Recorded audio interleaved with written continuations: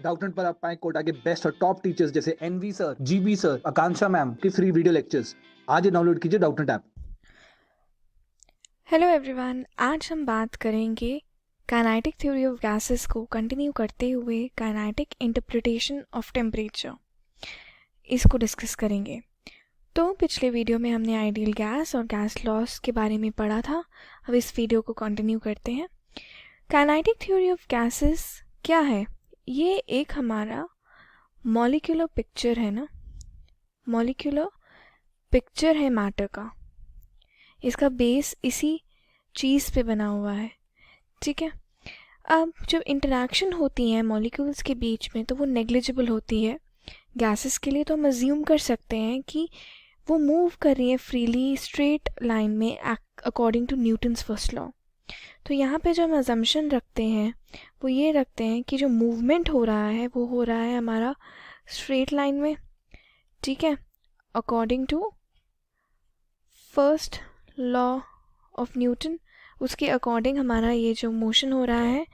अब क्योंकि हम ये कंसिडरेशन इसलिए कर रहे हैं क्योंकि जो इंटरेक्शन हो रही है बिटवीन मॉलिक्यूल्स वो हमारी क्या हो रही है, वो हमारी नेग्लिजिबल हो रही है, इसलिए हम ये अज्यूम करते हैं।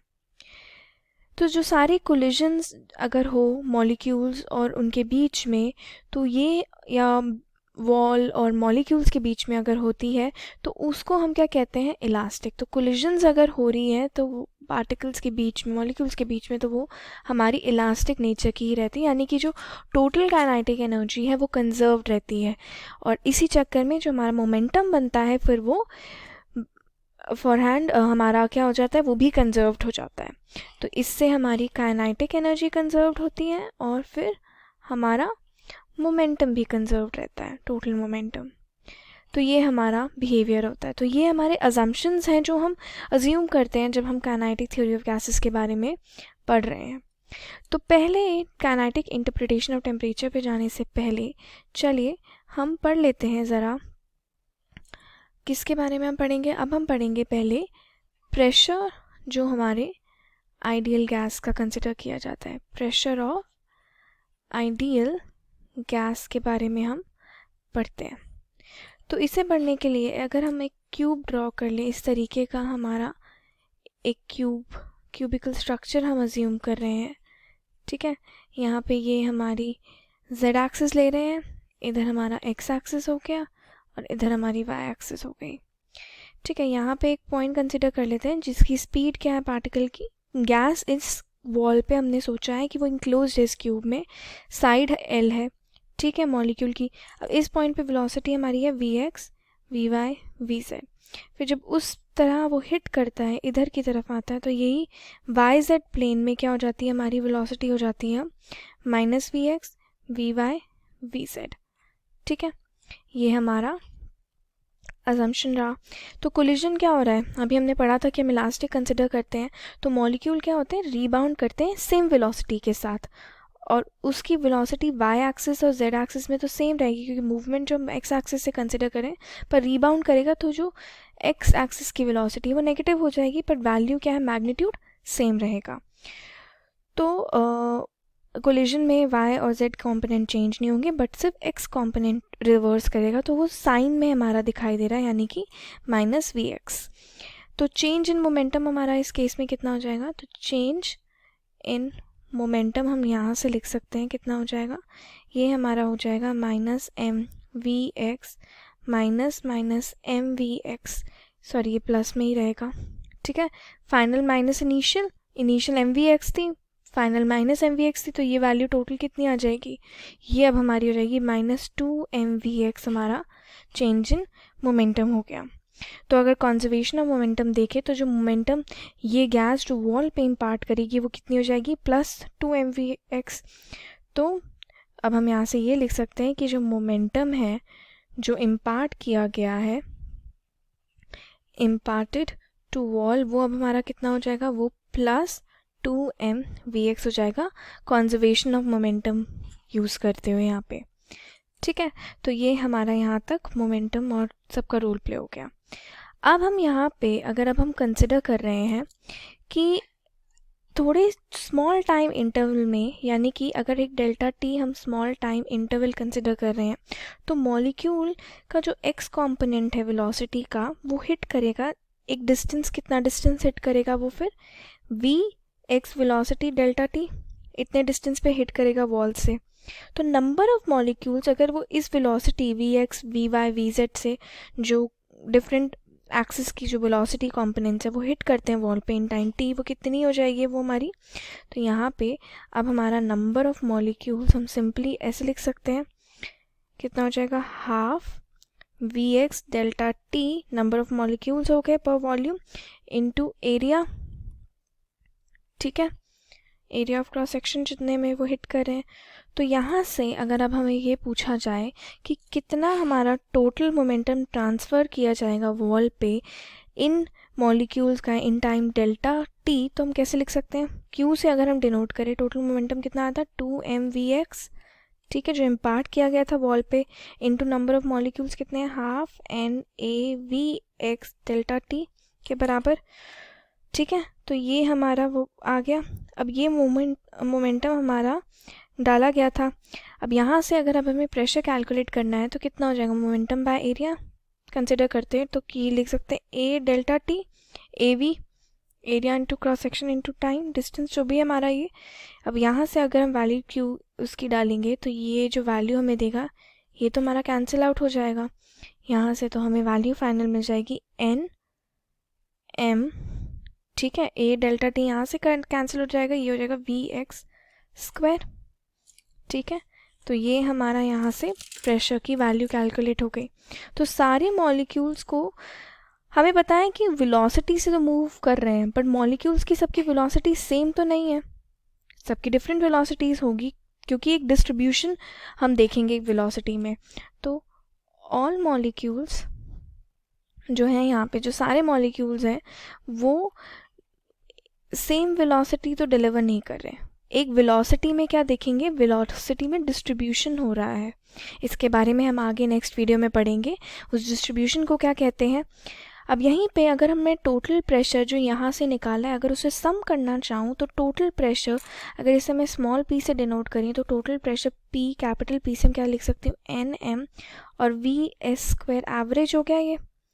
तो जो गैस हमारी आइसोट्रोपिक नेचर की है, यानी कि जो प्रेफर डायरेक्शन कोई से भी नहीं है वेलोसिटी की मॉलिक्यूल की, तो हम सिंपली बायसिमेट्री का लिख सकते हैं कि v x bar square v y square और वी जेड स्क्वायर जो है हमारा इक्वल रहेगा, क्योंकि जो गैस जो है वो हमारी आइसोट्रोपिक नेचर की, यानी कि कोई भी डायरेक्शन प्रेफर नहीं की गई है। तो इसलिए जो वेलोसिटीज़ है वो एक्सिस की ड्यूरेशन में हम ऐसे इक्वल कंसिडर कर सकते हैं। तो यहाँ से हम सिंपली क्या लिख सकते हैं, अगर हमें सिंपल v उसमें फाइंड करना चाहे तो हम सिंपली लिख सकते हैं 1/3। हमें वेलोसिटी अगर हमें एवरेज इसको डिनोट करना है तो इसी को हम कैसे सम अप कर सकते हैं, ये हो जाएगी हमारी हाफ, ये आ जाएगा हमारा v bar x plus v z square plus v y square ऐसे। तो सिंपली हम इसे लिख सकते हैं हाफ 3 v बार स्क्वायर। तो फाइनली जब हम इसे टोटल प्रेशर के फॉर्मूला में यहाँ पे डाल देंगे तो हमें क्या मिलेगा, हमारी जो प्रेशर p की जो वैल्यू हो जाएगी 1/3 m n number of molecules पर वॉल्यूम मास और v बार स्क्वायर। तो यहाँ पे हमने कुछ अजम्पशंस रखे थे कि कंटेनर को ये डिराइव करने के लिए हमने ये रखा था कि कंटेनर क्यूबिकल है और जो शेप है वेसल की वो इमटेरियल है। तो ये हमारा प्रेशर आ गया जो एक आइडियल गैस का होता है। अब इसी के साथ अब हम आगे डिस्कस करेंगे जो हमारा आज का जो मेन टॉपिक था, काइनेटिक इंटरप्रिटेशन हमारे टेम्परेचर की, वो डिस्कस करते हैं। चलिए, तो यहाँ पे अब हम डिस्कस करेंगे काइनेटिक इंटरप्रिटेशन ऑफ टेम्परेचर। चलिए, प्रेशर की वैल्यू हमने निकाल दी थी, P क्या था हमारा 1/3 NM V बार स्क्वायर। अब दोनों साइड अगर हम वॉल्यूम से मल्टीप्लाई कर दे तो कितना हो जाएगा, PV is equal to 1/3 NM capital V bar square, ठीक है।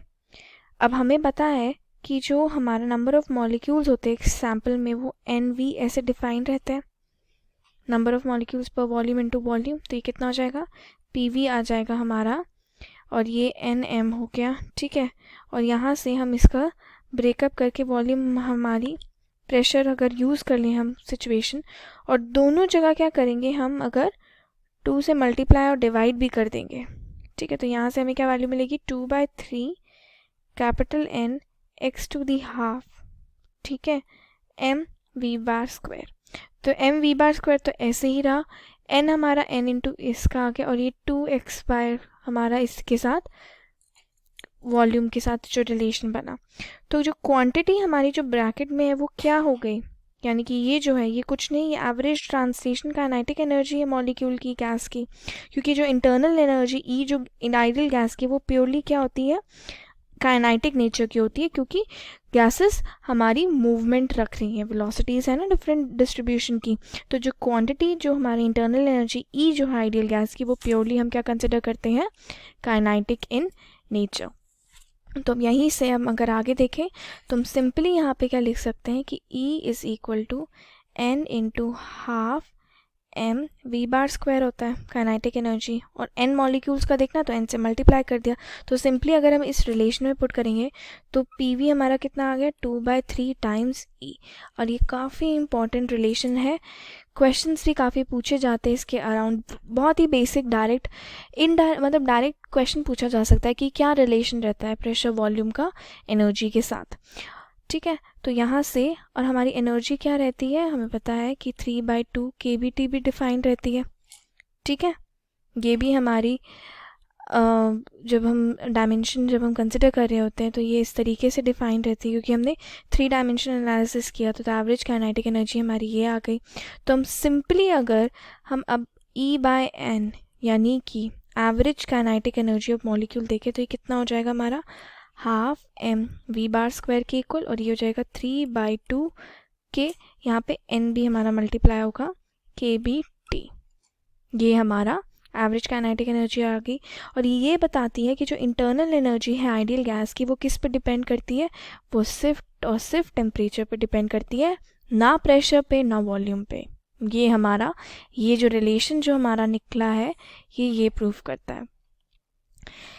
तो अगर हमें फॉर एग्ज़ाम्पल अब हम मिक्सचर भी हमें ये तो हमारे रिलेशंस आगे अगर हमें सिचुएशन क्वेश्चन वाइज अगर हम एक ऑफ द टॉपिक चीज़ देखें, अब हमें कोई मिक्सचर दिया है जिसमें हम नॉन रिएक्टिव आइडियल गैसेस डाल रहे हैं, टोटल प्रेशर हमें कंट्रीब्यूशन का हर गैस का एक मिक्सचर फॉर्म में दिया है, तो हम उसे कैसे डिनोट कर सकते हैं, डिफरेंट गैसेस अगर हम ले रहे हैं तो उसे सिंपली हम ऐसे लिख सकते हैं, P इज़ इक्वल टू जो रिलेशन था 1/3 N1 M1 V1² plus N2 M2 V2² plus so on, ठीक है।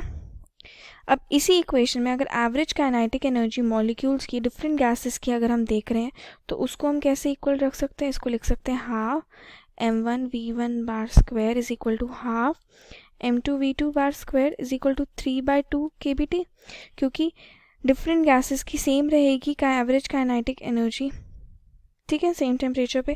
तो यहाँ से सिंपली हमारा ये जो रिलेशन है P कितना हो जाएगा, ये हो जाएगा N1 plus N2 plus so on into kBT, जो कि कुछ और नहीं, ये Dalton's law of partial pressure ही है, बस उसका डिफरेंट फॉर्म। जो पिछले वीडियो में हमने डिस्कस किस फॉर्म में किया था, P1 P2 पार्शियल प्रेशर्स की फॉर्म में, तो ये उसका अदर फॉर्म है डाल्टन्स लॉ का। तो ये थी हमारी आज की थ्योरेटिकल जो हमें इस चैप्टर के बारे में पढ़ना था। आगे कंटिन्यू करेंगे थ्योरी को नेक्स्ट वीडियो में, जो हमारा लास्ट है, जहाँ पे अब हम various speeds of gases, mean free path, ये सब डिस्कस करेंगे एंड ये चैप्टर हम वाइंड अप करेंगे। अब इसी के साथ हम कुछ क्वेश्चंस देख लेते हैं, चलिए। तो एक सिंपल सा क्वेश्चन दिया है, एनर्जी डेंसिटी गिवन है जो U पर वॉल्यूम एक आइडियल गैस के लिए डिफाइंड है, प्रेशर से कैसे रिलेट की जाती है हमें ये बताना है। अच्छा, अभी हमने थोड़ी देर पहले अभी याद करिए एक रिलेशन निकाला था, PV इज़ इक्वल टू 2/3, जो कि मैंने कहा भी था काफ़ी इम्पॉर्टेंट रिलेशन है, जो प्रेशर वॉल्यूम और एनर्जी के बीच का है। तो जहाँ ये एनर्जी है, ये वॉल्यूम है और ये हमारा प्रेशर है। अच्छा, E/V क्या डिफाइंड रहता है, एनर्जी को अगर हम टोटल वॉल्यूम से डिवाइड कर रहे हैं तो ये क्या देगा, हमें एनर्जी डेंसिटी देगा। तो ये हमारा U हो गया एक तरीके से, हम इसे U भी लिख सकते हैं, है ना। एनर्जी डेंसिटी तो हमारी यही कहलाई जाती है। तो सिंपली इसी चीज़ का यूज़ करते हुए तो हम सिंपल यहाँ से क्या लिख सकते हैं कि, और इसको एनर्जी U हम डिफाइन करते हैं तो सिंपल यहाँ से लिख देंगे कि E/V कितना हो जाएगा, ये 3/2P। तो सिंपल ये U, अगर हम एनर्जी को U का फॉर्म दे दें, क्योंकि यहाँ हमें U गिवन है, ठीक है, तो ये सिंपल हमारा कितना हो जाएगा 3/2P, क्योंकि इन्होंने एनर्जी को U से डिनोट किया हुआ है। तो हम अपने ऑप्शंस देखेंगे तो ये हमारा सीधा सीधा करेक्ट आंसर आ गया। तो कौन सा आंसर हमारा करेक्ट हो गया, U/V = 3/2P, हमारा पार्ट बी हमारा करेक्ट आंसर हो गया। तो एक सिंपल सा क्वेश्चन था ये दिखाने के लिए कि रिलेशंस कितने इंपॉर्टेंट होते हैं हमारे।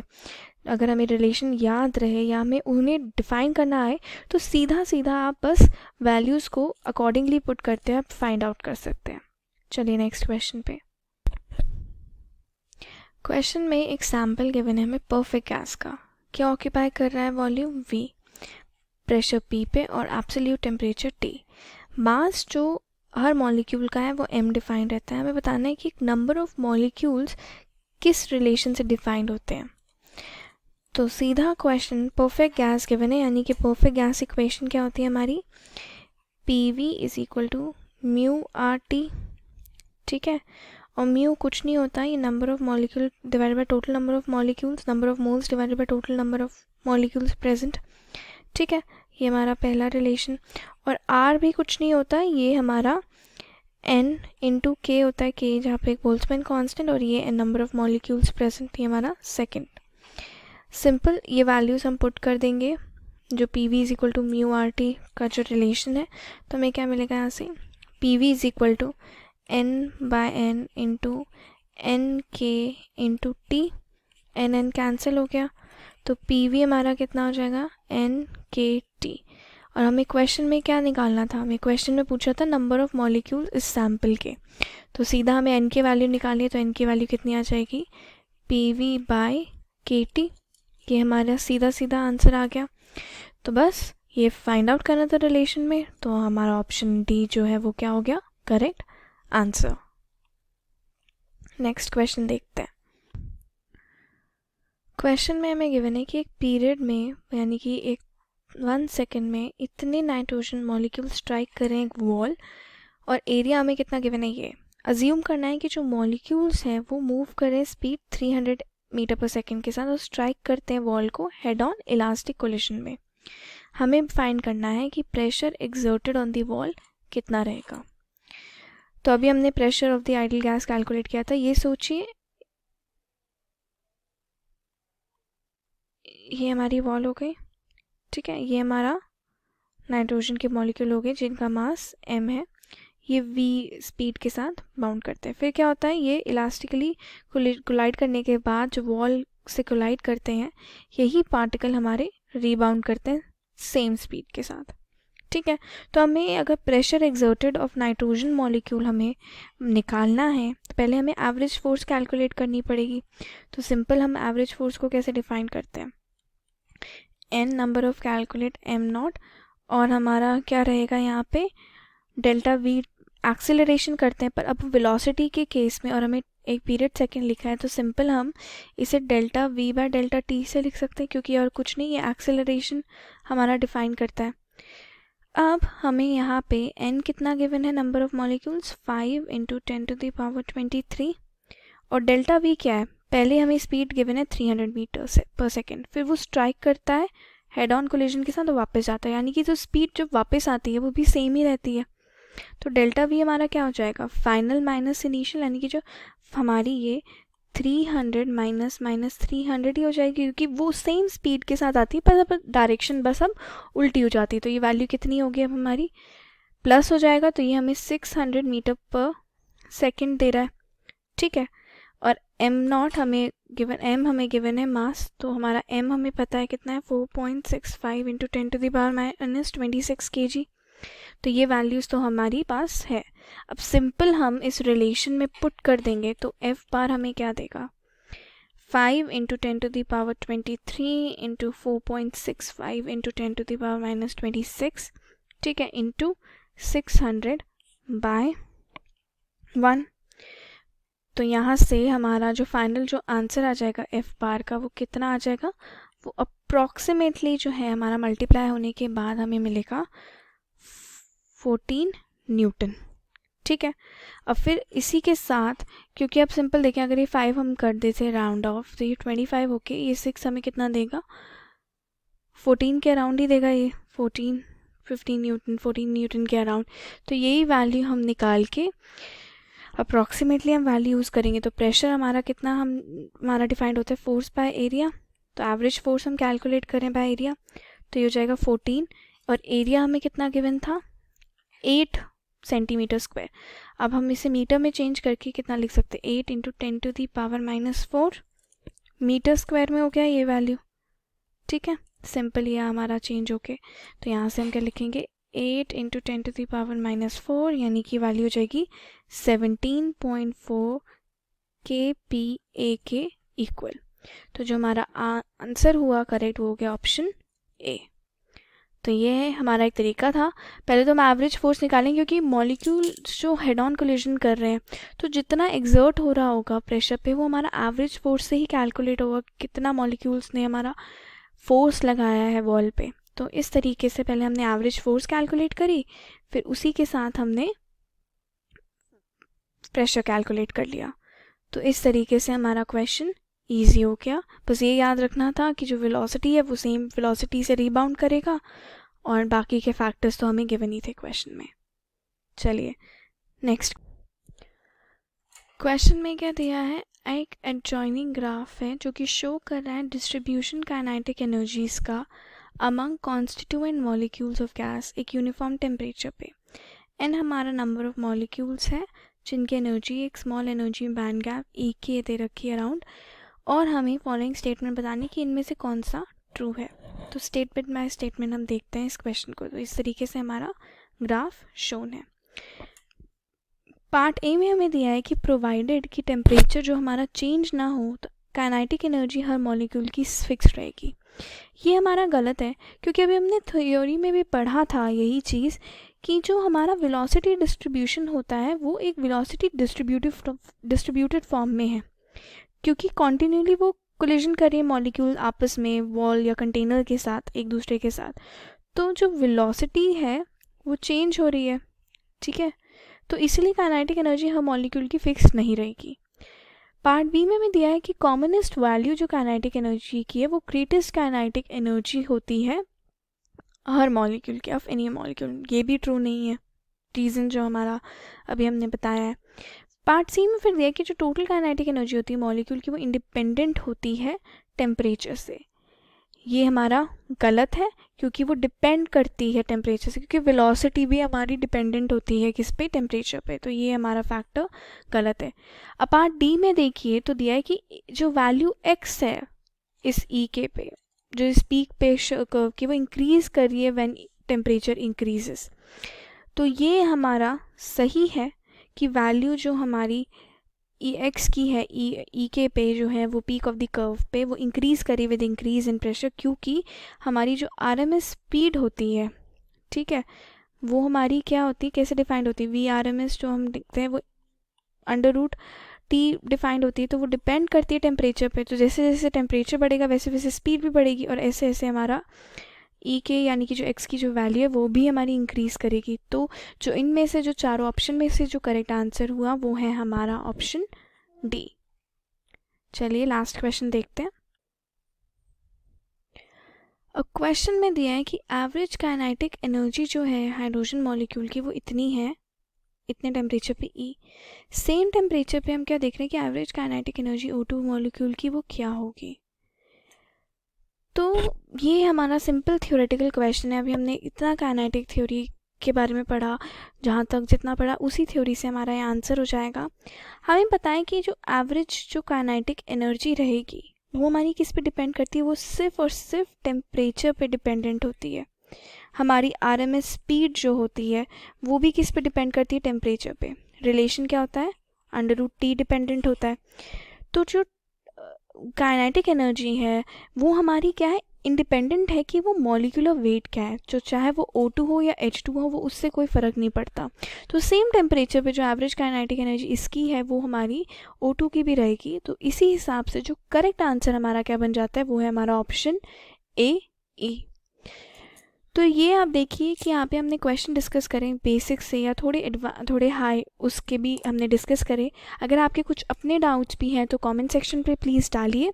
अब हम इसी के साथ नेक्स्ट पार्ट जो काइनेटिक थ्योरी ऑफ गैसेस का लास्ट पार्ट है उसमें वेरियस स्पीड ऑफ गैसेस, जहाँ पे RMS स्पीड, मॉलिक्यूलर वेट, ये सब हम डिस्कस करेंगे एंड हम उसी के साथ हम आगे बढ़ेंगे। फिर thank you for liking the channel and हमारे वीडियोस देखते रहिए। Thank you so much. Class 6 से 12 से लेके नीट, IIT, JEE मेंस और एडवांस के लेवल तक 10 मिलियन से ज़्यादा स्टूडेंट्स का भरोसा। आज ही डाउनलोड करें डाउटनेट ऐप या व्हाट्सएप कीजिए अपने डाउट्स 8400 400 400 पर।